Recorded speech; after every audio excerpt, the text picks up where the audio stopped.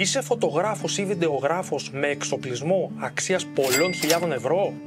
Αν ναι, τότε το βίντεο αυτό σίγουρα σε αφορά. Τα AirTags της Apple φαντάζομαι τα γνωρίζεις. Αυτά τα μικρά πραγματάκια έχουν βοηθήσει πολύ κόσμο να βρει τα χαμένα ή κλεμμένα αντικείμενά του. Κάτι τέτοιο συνέβη και με τον φωτογράφο Ben Hayes, ο οποίος κατά τη διάρκεια ταξιδιού του στην Κοπενχάγη κατάλαβε πως η τσάντα με τον εξοπλισμό του αξίας $25.000 είχε κάνει φτερά.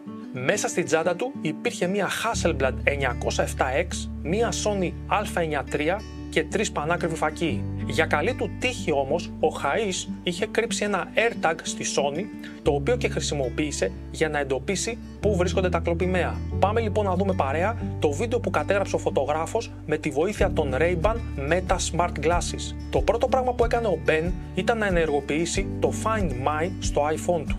Με αυτόν τον τρόπο κατάφερε να εντοπίσει τον εξοπλισμό του σε μια κοντινή πλατεία. Πλησιάζοντας λοιπόν στο σημείο, είδε δύο άντρες και την τσάντα του ακουμπισμένη στο παγκάκι. Διατηρώντας την ψυχραιμία του, εξήγησε την κατάσταση και ανέφερε τα αντικείμενα που περιέχει η τσάντα πριν την ανοίξει.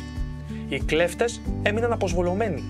Ο ένας δεν έφερε καμία αντίρρηση, ο άλλος όμως προσπάθησε να τον βγάλει ψεύτη. Η τσάντα περιείχε την Hasselblad αλλά όχι την Sony. Το Find My έδειχνε πως βρίσκεται σε απόσταση 2 μέτρων και ο Hayes κατάλαβε πως είναι στην τσάντα του δράστη. Στο τέλος, ο κλέφτης παραδέχτηκε πως αυτός πήρε την τσάντα και ζήτησε 200 κορώνες Δανίας, 27 ευρώ δηλαδή περίπου, για να επιστρέψει την κάμερα, χρήματα που ο Hayes έδωσε για να τελειώνει με την υπόθεση. Τέλος καλό, όλα καλά για τον φωτογράφο, ο οποίος κατάφερε να ανακτήσει τον εξοπλισμό του χωρίς μπλεξίματα. Πάντως, αυτό που έκανε ήταν αρκετά ρυψοκίνδυνο, γιατί είχε να κάνει με δύο εγκληματίες.